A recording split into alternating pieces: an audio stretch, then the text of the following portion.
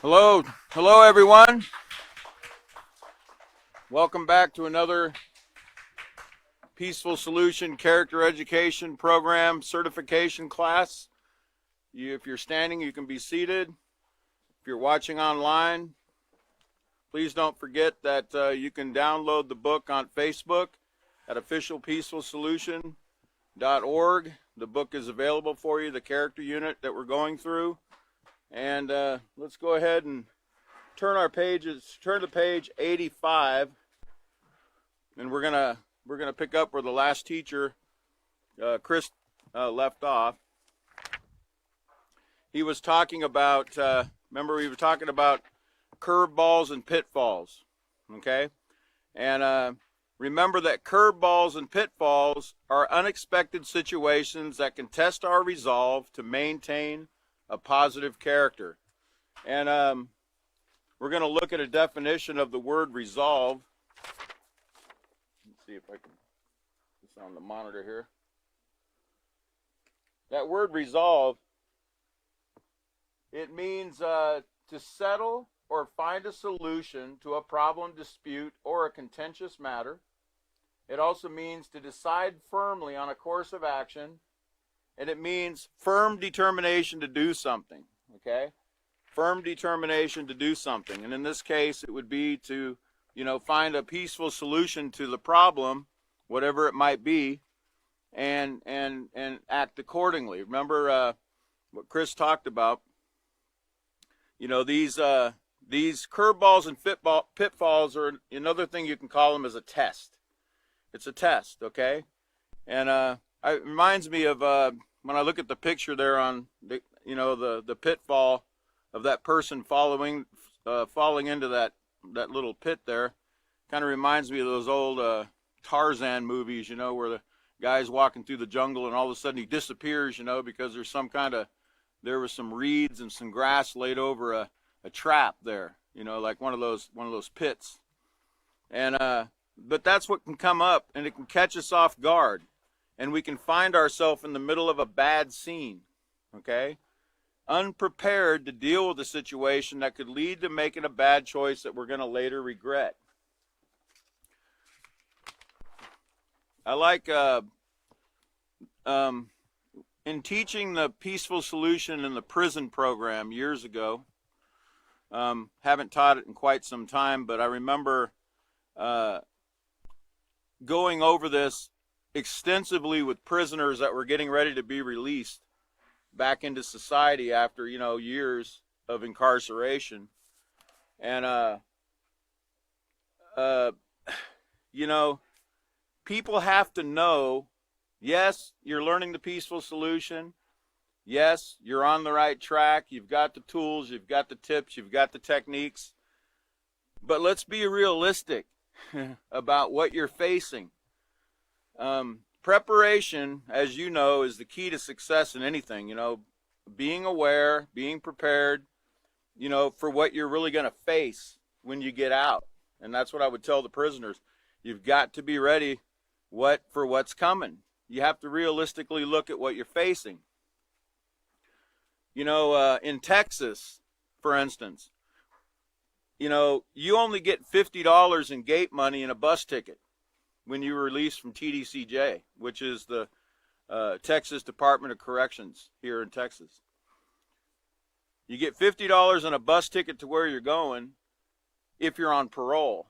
And if you make it to your parole office for your first appointment, you get your other $50 because you only get $100. Okay? Now, if you're in Alaska, where I was paroled, or when I was paroled back in 95 was the last time I seen a prison. I was given $200, and if you have your own clothing, if your clothes still fit you after 10 years of incarceration, or if they're still in one piece, if you don't have to buy a new set of clothes, then you can keep that $200. Otherwise, they're going to take your new clothes out of that $200. Also, you're going to have to pay for your transportation. And in Alaska, they always put you in some remote place, like, it seems like way up in Siberia, where it's going to cost, that much money in gas to get back to Anchorage where I came from. So most prisoners, to make it clear, they really are starting with nothing. And if you don't have any family support, if you don't have any kind of support network out there when you get out, and a lot of guys don't, because they don't have anybody that's still with them in their life, that hasn't, stuck with them all that time. They lose touch with people out in the street. They're really facing some hardships. And a lot of guys, they might make it to the bus station, they might make it to the Greyhound station from the city they were sent from, Huntsville or whatever prison they were in. They might make it to their hometown, to the bus station, but once they're there, they have nothing. And a lot of times, that's where you see this cycle, this recidivism. They don't know what else to do other than go steal some money or something, to try to get on their feet, so to speak. Even guys with the peaceful solution, that have been taught the peaceful solution, they have to be prepared for these realities, that there's going to be some tough times coming. For instance, you might have to go and you tell your employer, your prospective employer, if you're going to get a job, well, I'm on parole, and my parole officer is probably going to show up here at the job to check on me, to make sure I'm working. And a lot of people aren't willing to put up with that. A lot of employers. So it's tough for people that are getting out of prison. I mean, there's so many different pitfalls and curveballs that could come their way. But the more they're prepared and the more they're set their mind in advance to deal with these things, if you're realistic with people, then the better opportunity they're going to have to actually succeed. Okay? But you've got to be realistic with your students, and you've got to let them know what they're facing. You don't want to make them think it's all going to be a bed of roses. Oh, now that you know the peaceful solution, life's going to be perfect for you. No. You're going to be facing some tough tests, because you've learned moral character, and a person that learns moral character, they're going to be tested harder than anybody else because of their awareness of, and the fact that they're trying to maintain a positive character, or at least that should be the most important thing to them, is to maintain that positive character. So just remember to always implant that in your students' minds, that look, and whether they're a prisoner or whether they're just anybody, whoever it is, always prepare them for what they're facing and be realistic with them. If you are, they're going to be better able to succeed, and these things won't come up on them and they'll be like all freaked out because they weren't expecting it. And they're thinking, hey, I thought this peaceful solution meant that I wasn't going to have any problems. No, the peaceful solution guarantees you that you are.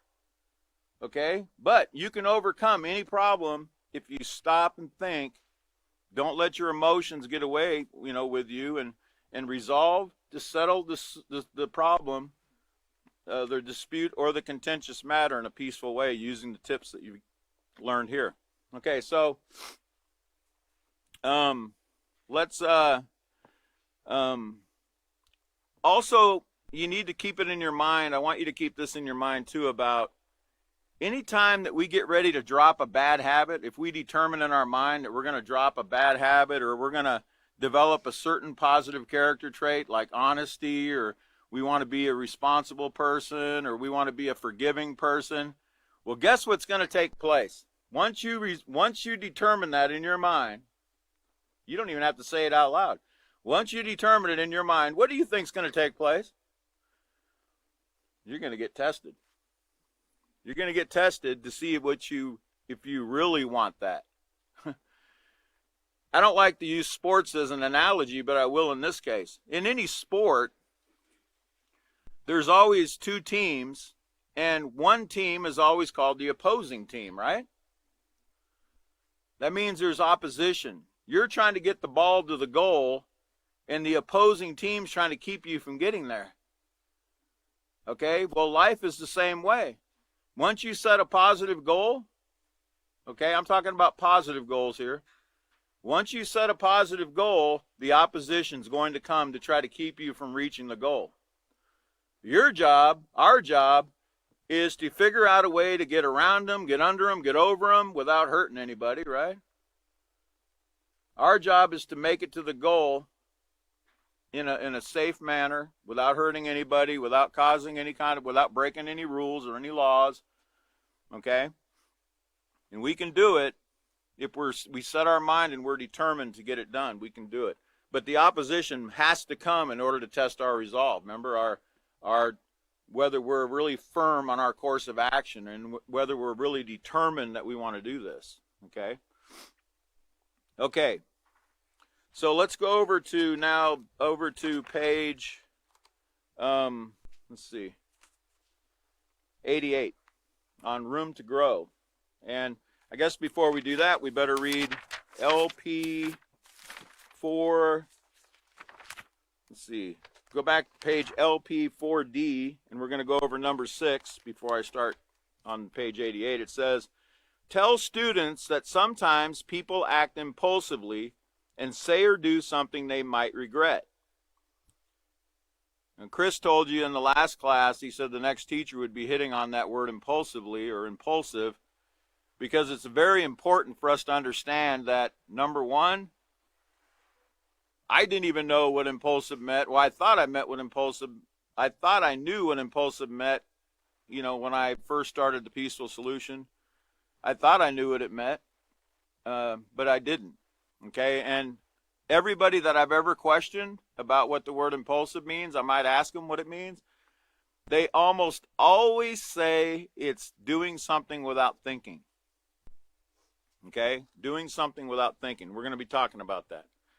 So it says, have students read the section entitled Room to Grow on page 88 of their handbooks.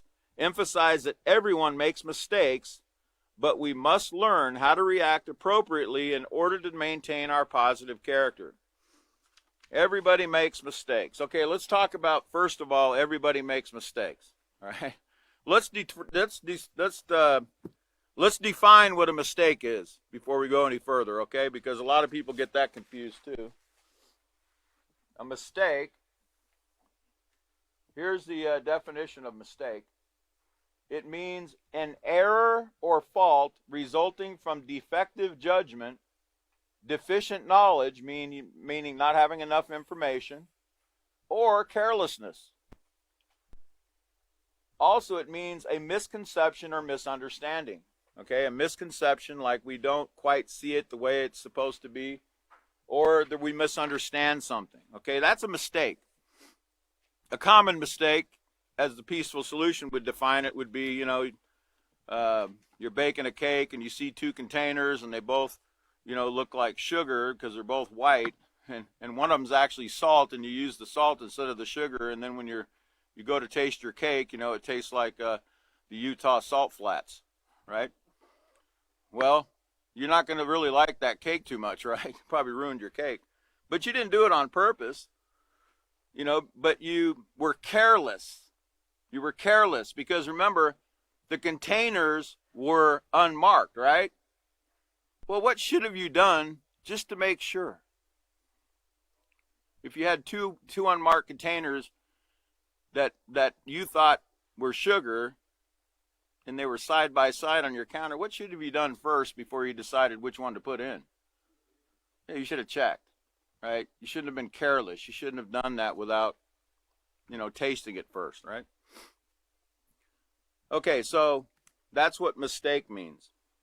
Okay, so now I use another example from my personal life. I've made a couple mistakes, only 2. I'll tell you about them. Just kidding. I've made a lot of mistakes, but if you make a mistake more than once, that's not a mistake. If you make a mistake more than once, that becomes a choice. Okay, so let's get that straight too. And I'm talking about the same thing again, not something different. I'm talking about doing the same thing again. That's not a mistake anymore. That's a choice. Now, I remember I had a Ford Ranger truck years ago, and HEB, or the store here in Texas that most people shop at, they had a little auto section, and it had I needed to get some what was it, brake fluid? Yeah, brake fluid, and they had a little section there, and I actually I got the wrong container. I thought it was brake fluid, and it was power steering fluid, because they both had a long neck on them, and I thought, well, that's the brake fluid that has a long neck on the bottle. Well, I grabbed it off the shelf and I purchased it. I was in a hurry. I had a lot of other things I was doing. And I put the power steering fluid in my brake reservoir. Well, guess what occurred? I ruined my brakes. I had to actually ended up selling the truck because I couldn't really afford to fix all the problems that I had caused by doing that. Okay? That was a mistake because I wouldn't have done that on purpose had I known, but I was careless because all I did was look at the neck on the bottle and I thought, well, that's got to be the brake fluid, right? So that was something that was done carelessly. And see, a lot of times mistakes can be avoided if we're more careful about what we do. Okay? Because remember, it's an error or fault resulting from defective judgment, deficient knowledge, or carelessness. Those are mistakes. I'll tell you about another mistake I made when I was really young. Now, it was actually a choice and a mistake, all wrapped up in one. But let me show you a picture so you can understand this mistake. How many of you all remember in the 60s the Crisco oil? Crisco oil. Here, I'm going to show you a picture of Crisco oil. This is what it came in. This container kind of looked like a paint bucket, right? And it has a picture of a nice, yummy looking cherry pie on it, right? Well, when you're 7 years old and you're looking at that, you're thinking, yummy, cherry pie. Now, I got to tell you something else before I tell you why I chose to do what I did. I had six brothers and sisters in my family. I think I've told you before, 3 boys, 3 girls. It's kind of like the Brady Bunch. And my parents weren't very rich. They weren't rich at all. And we used to go and raid the refrigerator, raid the cabinets. We would take, cans of fruit or, whatever we wanted, when we wanted sometimes. And it wasn't working out great because my parents weren't able to afford all of our eating habits. And it got so bad, that like if I stole a can of peaches this is before I learned the peaceful solution, have you? If I stole the can of peaches and Dad found out a can of peaches was missing, we would stand there all afternoon and my dad would drill us, where's that can of peaches? And all 6 of us, I don't know. You know how that goes with children, right? I don't know. And that wasn't me. Wasn't me. And we would stand there for hours until my dad, finally my younger brother, Michael, he would take the blame because he got tired of waiting. He wanted to go do something, so I did it. Well, my parents had got to the point where they had to take drastic action. Now, what do you think they did to try to keep us from eating all the food? Yeah, they locked it up. They put locks on the cupboards. It was embarrassing, actually, that it had to come down to that. But, one of my friends used to come to my house, and they would see locks everywhere on the refrigerator, the cupboards. Even on the bread box had a lock on it. Okay? It's horrible. But that's before we learned the peaceful solution, right? Well, my parents really, and then we started taking the hinges off the doors to try to open the door without having to go through the lock. We'd come up with all kinds of things to try to get to it. But one day I was only about 7, and I opened up the sink, I opened up the 2 drawers down below the sink, and I saw that Crisco can sitting there. And I thought, my mom tried to hide this down here, huh? I thought she tried to hide that from me. Look at that yummy cherry pie. Well, guess what I did? I stuck my hand in that Crisco container and I brought up what I thought was going to taste like cherry pie. Well, let's just say that after I ate that Crisco oil, I didn't make that same mistake twice. Okay? That made me very sick. And it didn't taste like cherry pie, okay? But that was a mistake I made early in my life. And I think after they put the cherry pie on there, they started putting fried chicken on there too. But I never tried that one either. I learned from that mistake, I promise you. Okay? But remember, mistakes, don't get them confused with choices. Okay? When we're reading The Peaceful Solution, we got to know the difference. So back to, we're going to go now to page 88. We're going to look at room to grow, because we're going to talk about this word here. It says, have you ever said, I can't believe I just did that? That isn't what I meant to do. Well, you're not alone. Everyone will say or do something that is wrong from time to time. Sometimes we get our values mixed up, or we are swayed by negative influences. Okay, now negative influences, we went over a lot about influences and how an influence is something that tries to get you to think, feel, or act a certain way. Now, it can't make you do it. It can only suggest something. It can only put the idea out there, but it's your choice whether you do these things or not. It says we sometimes react impulsively, and suddenly we surprise ourselves, regretting the spur-of-the-moment decision that we have made without a set plan. And that's going to be important if you'd underline that. That spur-of-the-moment decision that we have made without a set plan, that's important, because that's actually what being impulsive is. It's not having a plan. It's not that we don't think, as we're going to see here in a minute. It's not that we're not thinking, because we're always thinking. Okay? Even when we're sleeping, we're thinking. That's why we dream. Okay? Our mind is always working. It's constantly thinking. Okay? It says, impulsive means to act on emotions without careful consideration of the consequences of your actions. So notice, it doesn't say anything in there about not thinking about something. It just says that we don't carefully consider. Remember, we're being careless again. Careless. Remember that word careless? We're being reckless. It's like texting and driving. It's being reckless. It's being careless. That's where accidents take place. I was told long ago that an accident, even the accidents can be avoided, because an accident really just takes place because somebody's being careless, right? One party's being careless, and they're not being careful, and that's what causes accidents. Okay? And so the carelessness, the recklessness, is what we need to be cautious of. So, impulsive means to act on emotions without careful consideration of the consequences of what our actions are going to be. Let me lay that out for you. Okay, so you're standing in a grocery store, and a lot of times that people shoplift, they have the money for what they're going to get. They just want to save their money, or sometimes they don't have money. But a lot of times people do. I've read about movie stars shoplifting, and they got plenty of money. Okay, but they shoplift. Some people just want to get things for free.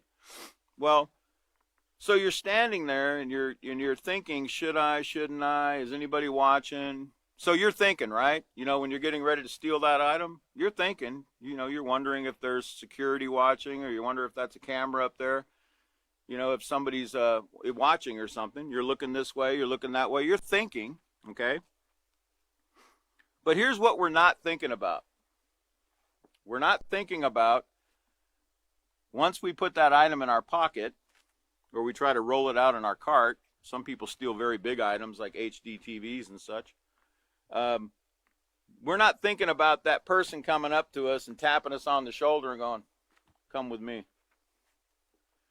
And then they do what's called a perp walk through the store, everybody's looking at you like, busted. All the store customers are looking at you, and you're all embarrassed. And then you're not thinking about, the police coming and taking you downtown. And, I know where I used to live in Laredo, Texas, they would put your mugshot up there on Pro 8 News, so you'd be a movie star. Everybody in town, this man was arrested for shoplifting, or some other crime. They'd put you up there on the TV. You're not thinking about that. You're not thinking about, oh, now you're going to have to go to court. Now you're going to have to face possible jail or prison time or fines or restitution. You're not thinking about that when you're getting ready to steal. Okay? Are you thinking about the courts, the lawyers, the cost of the lawyer? Are you thinking about any of that? Are we thinking about once we do our jail or prison time or we pay our fine or whatever we're asked to do, are we thinking about the probation or the parole? Are we thinking about the record that we're going to have once we get out of jail or out of prison? Are we thinking about the record and how that's going to follow us the rest of our life? Are we thinking about that? No. Are we thinking about, okay, now I have a record and now this employer that I want to work for, they're going to look at my, they're going to ask on that job application if I've ever stolen anything or if I've been convicted of a misdemeanor or a felony, and I have to be truthful. So I put yes, and then they're like, well, we can't take a chance on you, we can't have anything stolen here. Are we thinking about all those things? No. Okay? But that's the whole point. We're not thinking of the long and the short-term consequences of what we're getting ready to do. And that's acting impulsively.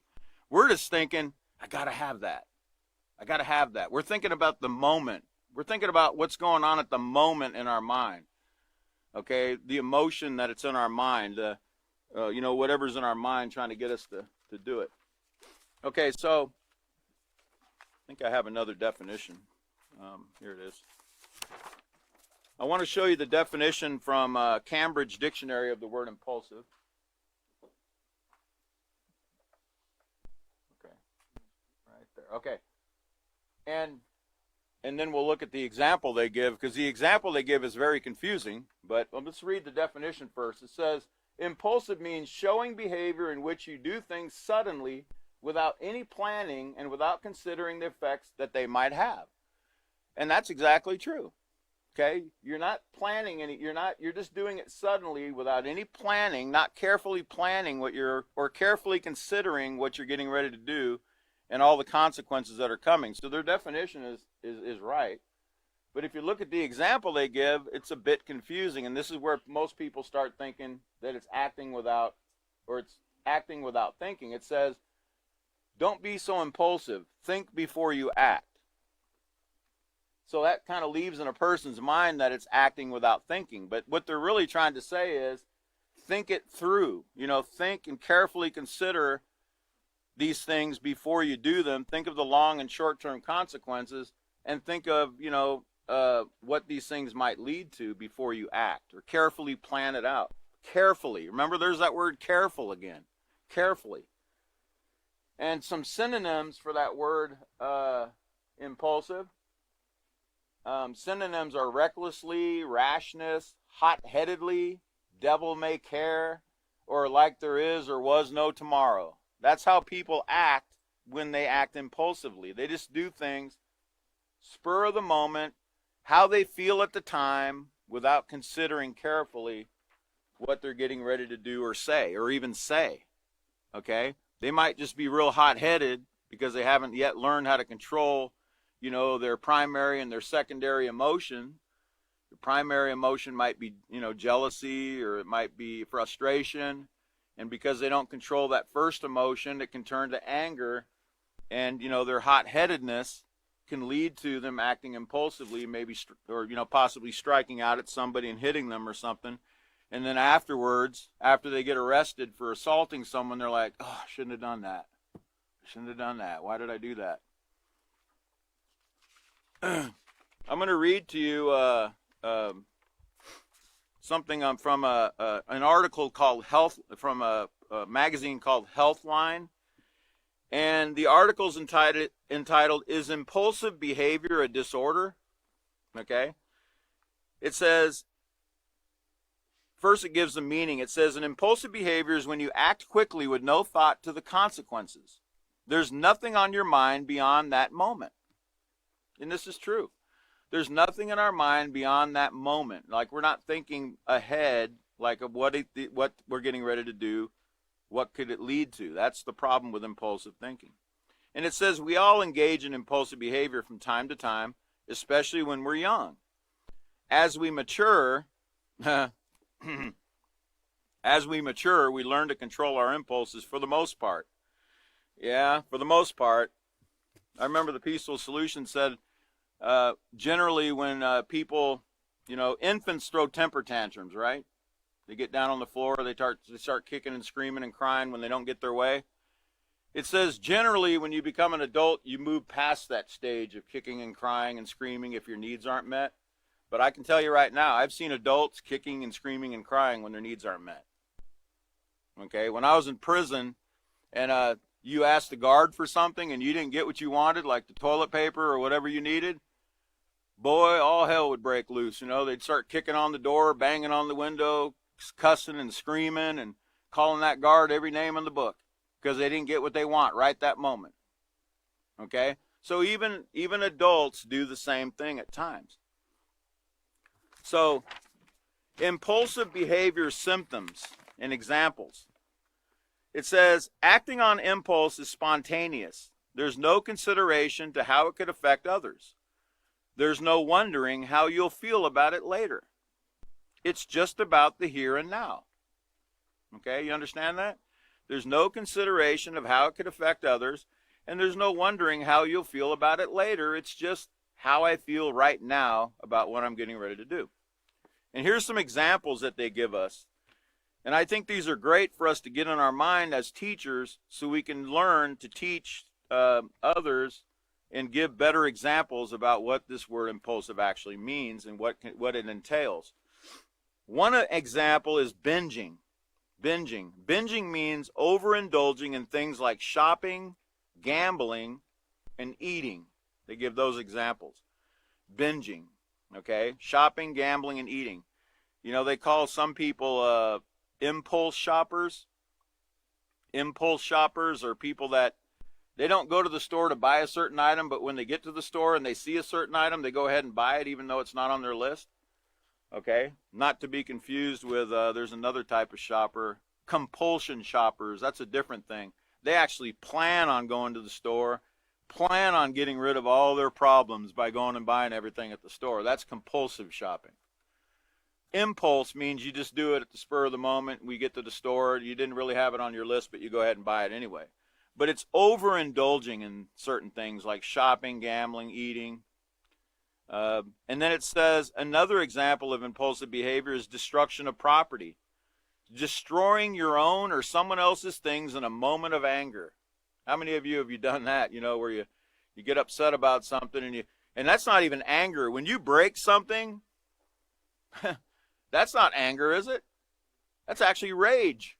If you break something and you lash out like that, that's actually rage. It's no longer anger. That's a step above. Okay? And it should never get to that point. It's okay to become angry about something, but it's never okay to hurt people or property with our words and fists or anything else. So, destroying our own or someone else's things in a moment of anger, I'm sure we've all broke windows or mirrors or put our hand through the wall, and afterward we're like, man, that hurt. And then we look at the wall and we're like, man, I don't know how to sheetrock. Right? So we got to hire somebody to come in and plug up that hole. Now, did you think about that before you slammed your hand into the wall? Did we stop and think about that? No, that's called impulsive. If we would have stopped and thought about how that was going to hurt, first of all, and what it was going to hurt, and then all the consequences we were going to have to face after we put our hand through that wall, right? Here's another example. Escalating problems, taking minor situations and making them more urgent and important than necessary. That's part of impulsive behavior. Frequent outbursts, losing your cool far too often, even when it's clearly uncalled for. Okay, that's part of impulsive behavior.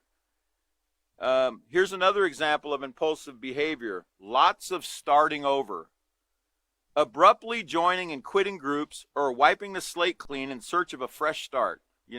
Always, joining something and then quitting and then trying something else and joining something and quitting and trying something else. That's called impulsive behavior. Lots of starting over, it says. Here's one that I thought was really interesting. It's a great example. Oversharing. Oversharing. What does this mean?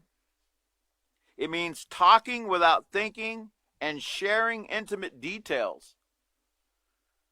Let me read that again. Talking without thinking, it says, and sharing intimate details, or in other words, talking without thinking, is what I'm getting ready to say going to bring some kind of consequence? Because an example would be Facebook. You know, so here you are, you know, you're in your family, you're in the car, and you're on your way to South Padre Island on vacation, and you're taking selfies with your family. Here, look at all of us. We're on our way to South Padre Island. Hi, everyone. Meanwhile, the burglar, oh, that's today. And they're going to South Padre Island. That's about 4 hours away. So I've got at least a day to break in their house and get all their stuff. Right? Do we think about any of that when we share things with people out on social media? Sharing pictures of our loved ones or their whereabouts? I don't know if you know this, but I found out years ago that when you take a picture and you post it on Facebook, there's a way that you can find out by right-clicking something on there. You can find out within 10 feet where somebody's actually located. Okay? Sometimes we do a lot of things and we don't really think, is this going to bring some kind of harm to me or somebody else? Should I actually be putting somebody else's picture up here and giving them information, giving other people information about this person without their knowledge of it? So oversharing. Then there's physical violence. Remember, we're talking about impulsive behavior.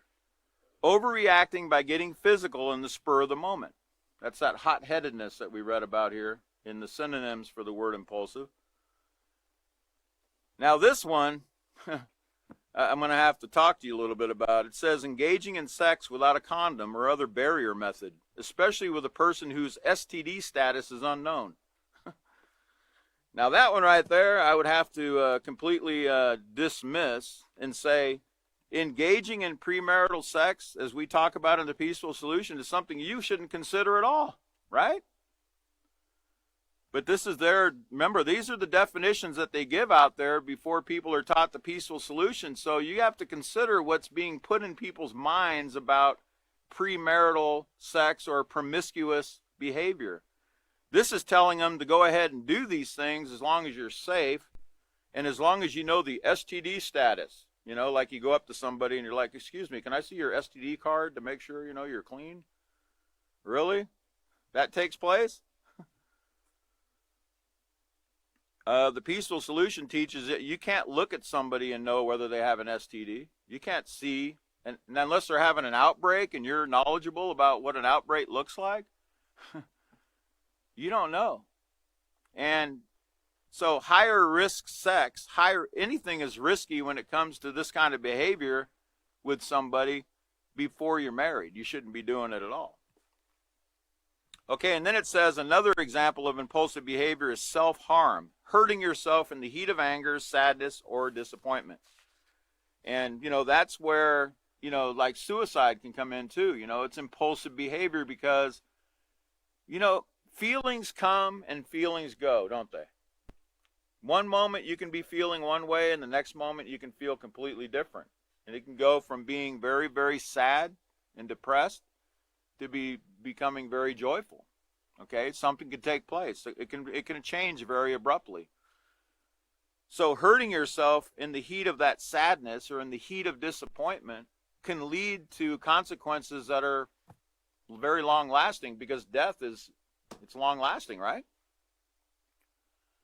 And I would venture to guess there's, you know, the people that have done these things, you know, if they could come back, they wouldn't do it again.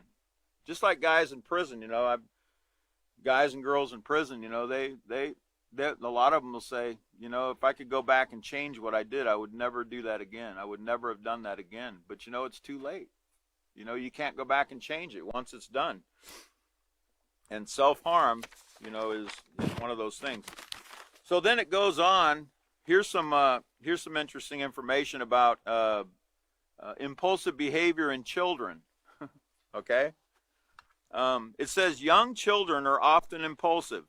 That's because they don't yet realize how their own behavior can affect others. They might not understand that their actions have consequences beyond their immediate wants. Okay?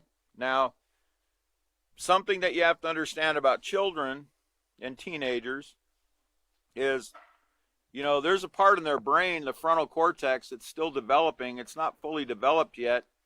And it's the part of the brain that helps them make decisions and judgments about things. And that's why a lot of times we tell young people things and they just kind of look at you with that blank stare, or they kind of tell you, you don't know what you're talking about. And you're like, yes, I do know what I'm talking about. I've already done it. I've already been through it. And I'm trying to keep you from having to go there and make that same bad choice. But I remember a judge years ago talking about the frontal cortex of the brain. And he said that he used to sentence people to prison for using drugs, and he would really get on them, you know, especially repeat offenders. He would say, I told you to never do that again. I told you if you ever came in my courtroom again, you're never going to see the light of day.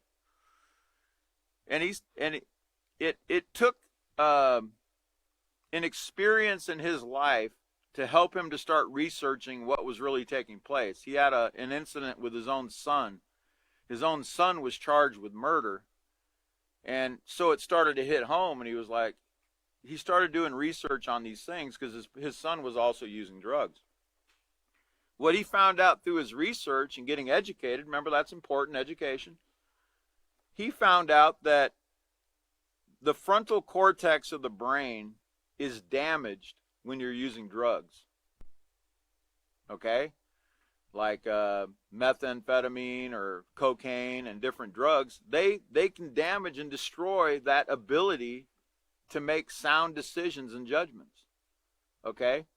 And he didn't know that, but he realized that, and he was like, he said he came to the conclusion that telling a drug addict that they need to stop using drugs is like telling a cancer patient, you need to not have cancer. You need to not have cancer. They've destroyed a certain part of their brain where it's unless they stop doing it and that can heal somehow, it's just going to be this back again in front of the judge.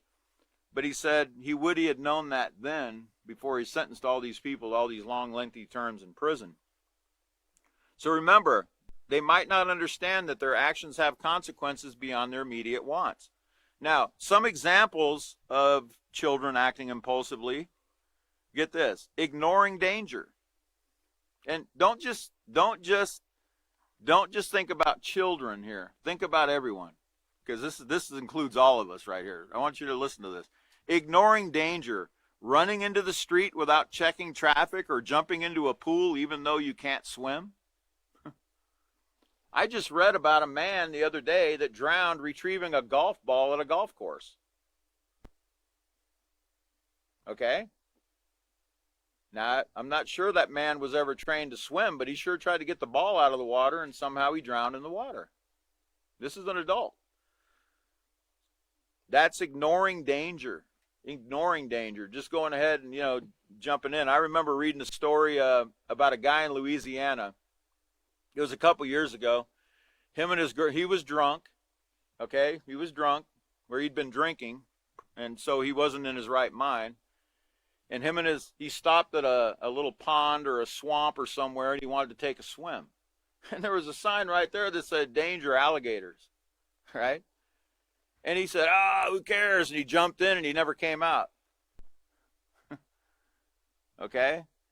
But that's ignoring danger. It's ignoring it. Being reckless and careless, not caring, Okay, so another example of impulsive behavior is interrupting someone, like frequently butting into conversations. That's impulsive behavior. Frequently butting into conversations. Getting physical, pushing another child or throwing something when they're upset. Okay, remember, adults can do this too, right? Another example of impulsive behavior is grabbing, like taking what you want rather than asking or waiting for your turn. Okay? And also getting vocal, screaming or yelling in frustration. Those are all examples of impulsive behavior. And hopefully your your inventory or your your inventory of knowledge there on impulsive behavior has been expanded somewhat, so you can give some examples of what impulsive means. And I'm hoping you wrote some of those down in your book so you can actually use them. Okay, so I'm going to read impulsive one more time on page 88. It says, means to act on emotions without careful consideration of the consequences of our actions. So keep in mind that every action, even the ones you don't mean to do, starts with a thought. Remember, like Chris said in the last class, and other teachers have taught before, everything starts with a thought. Everything. We don't do anything without thinking about it first. So if you've decided in advance what is right and wrong, you can avoid acting impulsively by being always aware of the direction of your thoughts. Okay? We need to learn to control our thoughts and where our thoughts are going. It says if your thoughts race in and out of your mind or head so fast that you couldn't tell someone what you were thinking just a minute ago, then it's time to start noticing what your thoughts are. Sometimes keeping a record of your thoughts can help you become more aware of what you think about. During the course of the day, simply write your thoughts down. Ask yourself if this is something I want to have in my mind. Remember, would you want your mind to be, well, you know, that reminds me of the other day when Chris was reading Don't Get Caught Unprepared on page 86. And it tells us to read the scenarios. And it says, it gives a scenario, and then it says, what would you say? What would you do? That should actually say, what should you say? And what should you do? Because now, when a person's first learning the peaceful solution, what do you think they're going to say if they're invited to their friend's house for the afternoon and their friend puts on a movie that's really inappropriate and it's got violence and sexual content? Are they really going to tell their friend, hey, I can't watch that stuff? Unless they've had some kind of big revelation about something, they're going to go ahead and sit down and watch that. Okay? Realistically, a person that first starts learning, they're not just going to, oh yeah, I can't watch that stuff.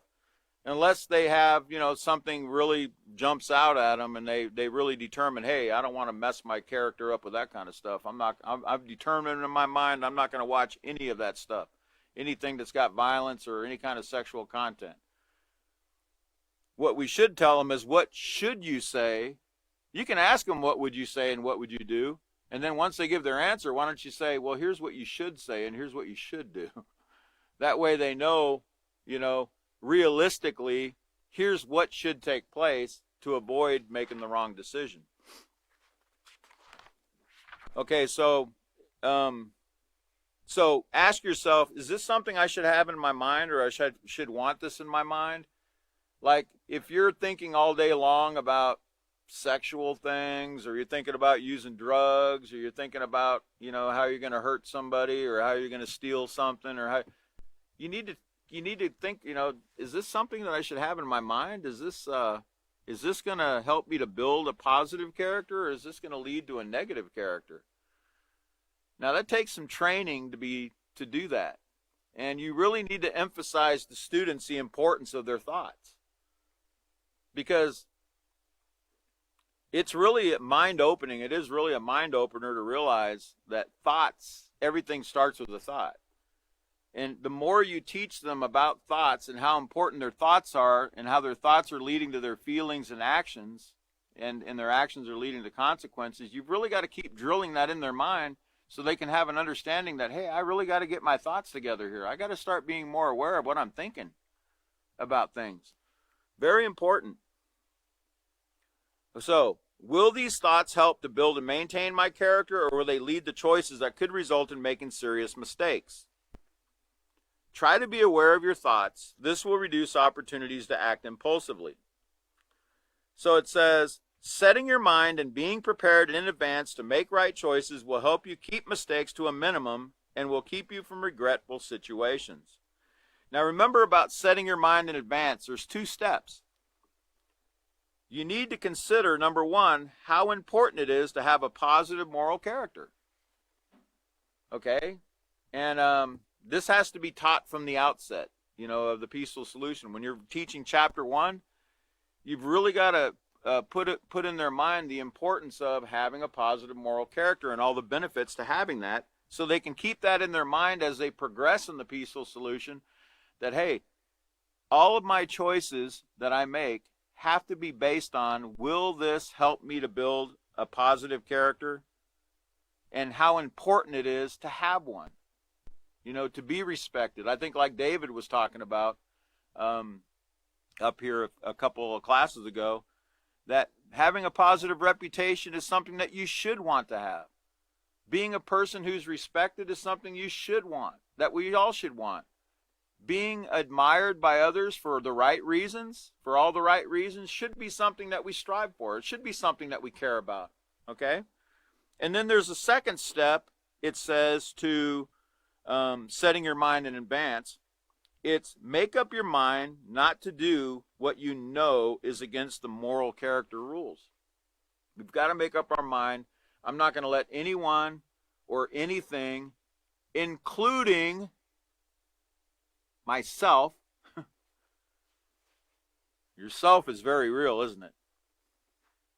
You talk to yourself all the time, don't you? Didn't Chris tell us we talk to ourselves? It's okay. I talk to myself all the time, all right? And I've got to know myself pretty well just by talking to myself. And I know sometimes myself, he's not a very nice guy. And he doesn't always want to do what the peaceful solution tells him to do.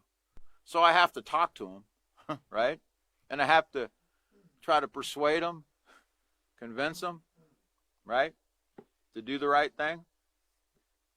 Don't go that way. You go that way, there's going to be some problems. And then myself will be like, oh, come on, William. Is it really going to be that bad? And I'll say, well, yes, self, it will be. Now, you haven't had those conversations? You should. You should be having those conversations, because it will help us avoid, making the wrong. If we stop and we consider and we have that conversation with ourselves, when ourself wants to do the opposite of what we know the peaceful solution teaches, that's when we got to learn to talk to ourselves and convince ourselves to make the right choice. Because that's why it's called self-control, because you got to bring yourself under control, because yourself doesn't always want to do what the peaceful solution teaches. So making mistakes doesn't mean giving up on maintaining a positive character. On the contrary, making mistakes from time to time will occur as you grow up. And we all made plenty of mistakes growing up, okay? I think I made more bad choices than I made mistakes, I guarantee that. But I did make mistakes from time to time. With the right attitude, you can use your mistakes to help you mature and maintain a moral character. But only, get this, only if you learn from them and avoid eating that Crisco oil again. If I was to eat that Crisco oil the second time, well, who said that? George Bush? Fool me once, shame on me. Fool me, don't fool me again, or something. Okay? So don't eat the Crisco oil. I want to look at I'll at least look at page 89. We'll go over at least one or two of these. It says, keep the following list in mind in order to learn from your mistakes. Number 1, and probably the most important thing right here is at the top, acknowledge that you made a mistake. It's not easy to acknowledge when we make mistakes, is it? Because, we want to be perfect, don't we? We do. We don't want other people to think that, hey, I did something that was wrong, or I did something that was really foolish or silly. None of us want to admit that to anybody.